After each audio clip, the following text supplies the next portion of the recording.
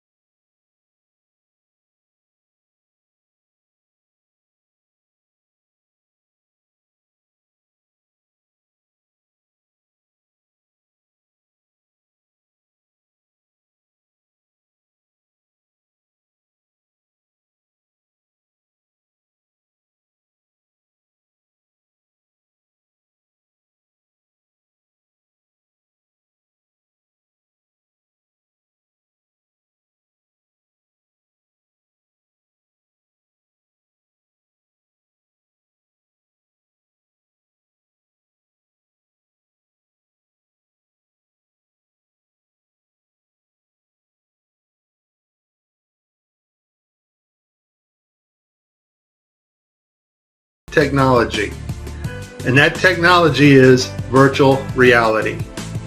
More importantly though, something called augmented virtual reality is taking the objects in 3D space from a virtual reality world and putting them in our world on another screen, which we can see, manipulate, and touch with virtual reality contacts or glasses.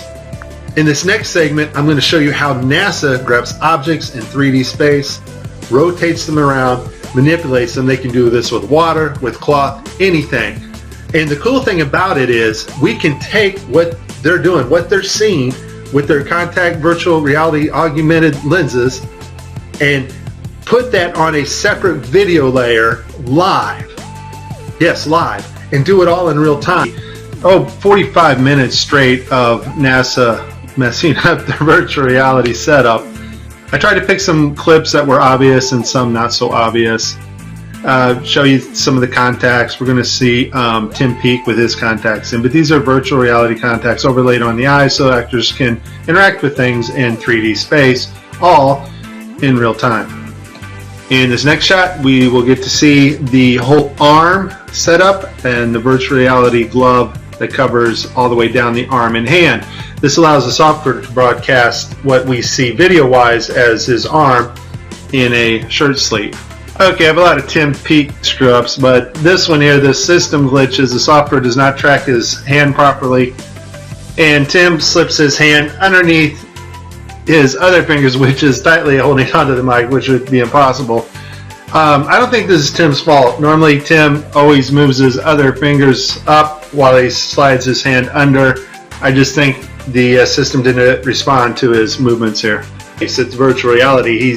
They're wearing augmented contact lenses so that they can interact with these 3D objects. Now, in this scene, the guy on the left in the green shirt, he thinks he sees an object in 3D space that's being broadcast to him. So he grabs it and he puts it off to the side. He's looking straight ahead because he's looking at an object rotating in front of him, but the video channel is down that is supposed to show the viewers what we're supposed to see, and so we don't actually get to see the object that he is seeing. And I would just sum this up as a very terrible, bad, horrible day for NASA doing live feeds.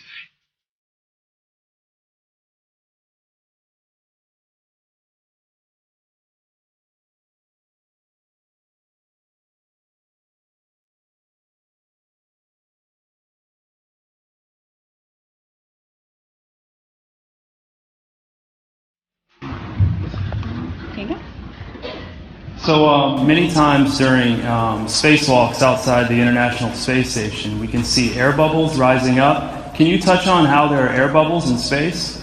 Can you be more specific? Air bubbles? So yeah, like a lot of times during the footage, the NASA footage, you can see bubbles coming up out of the helmets or kind of from underneath you.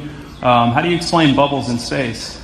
Yeah, I'm not sure exactly what you're talking about. Now sometimes you get water in the helmet, and it's either from sweat or from the cooling garments. And in some of my spacewalks, I had like water in the helmet. Not like I was going to drown in the helmet, but just little bits of water probably came from sweat. Often on the outside of the space station, you'll liberate little pieces of,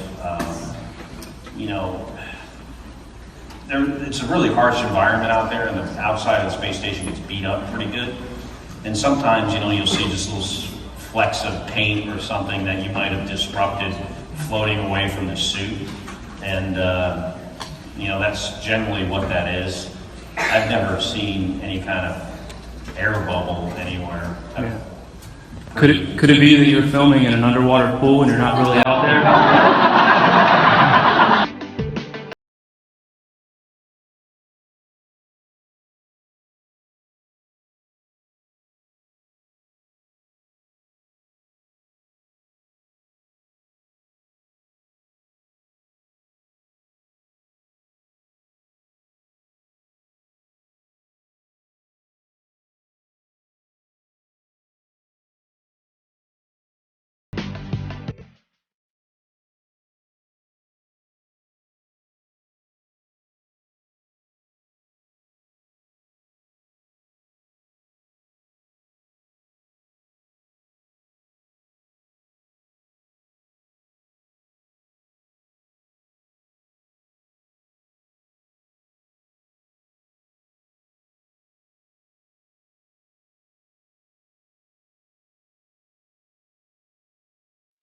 Why don't you swear in the Bible that you walked on the moon? You're the one who said you walked on the moon when you didn't.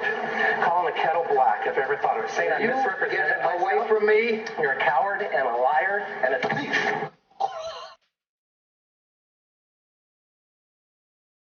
And then there is this. Official NASA research into the dynamics of an aircraft that would function over a flat and non-rotating Earth. A flat and non-rotating Earth.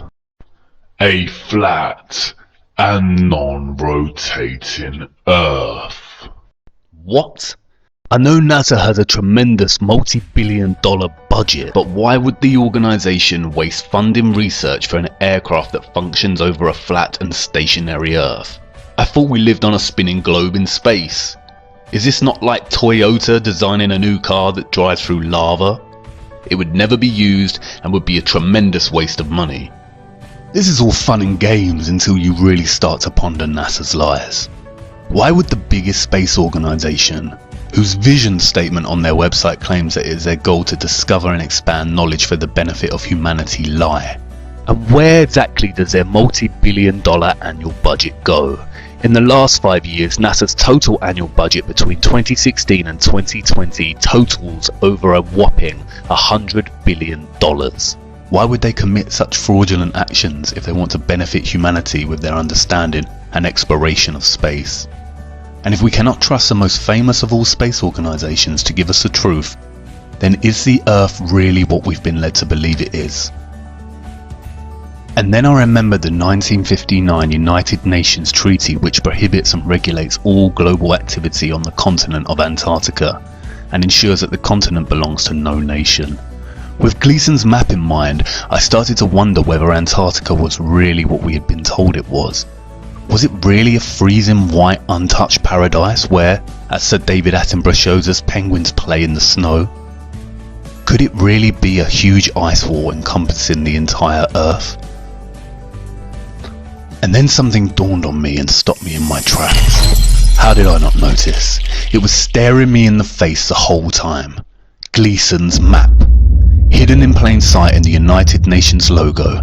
Look, the North Pole is at the centre just like Gleason's map. And why is Antarctica missing? Or is it? Upon closer inspection I realised that the logo was framed in a circular laurel. I know from ancient Greek mythology that the laurel leaf came to symbolise Apollo.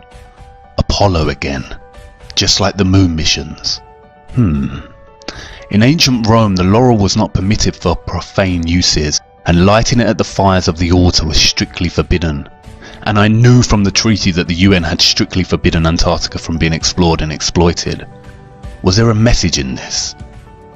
I started digging, and then I realised that not only did the United Nations have this logo, but also the International Maritime Organization, the International Civil Aviation Organization, and the World Health Organization.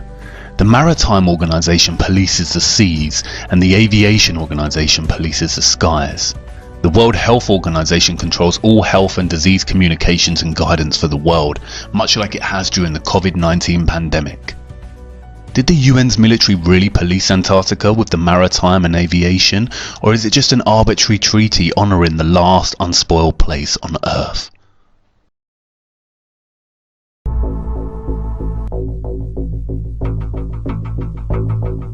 Hey, just a Navy destroyer.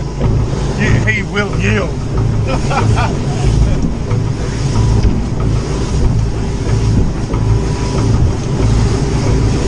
He'd be thinking, that cheeky better not cross my bow. Stop, Josh. They take it seriously. What did they say? You got to yield. You can't just fucking. They think you're going to charge them. We don't know for sure, but they did say something. No, they did. They thought. They come back last call. Yeah, fucking talk to them.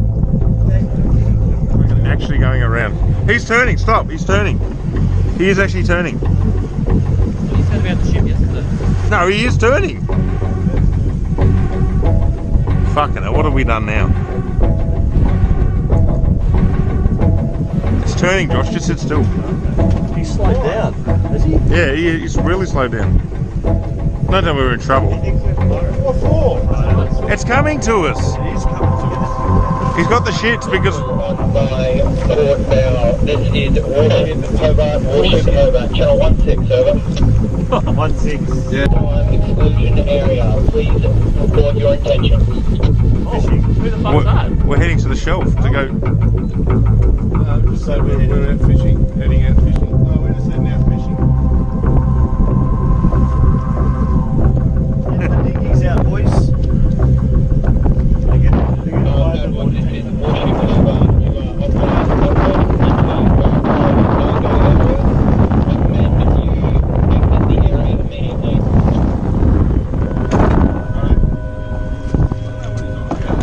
We're just traversing. I'm set up a demo today with this Cessna and the Air National Guard. I'm going to be inside of this Cessna and we're going to be going rogue. We're going to fly into that no-fly zone and we're going to see how the Air National Guard does it. They scramble the fighter jets to come right. Take off. We're off.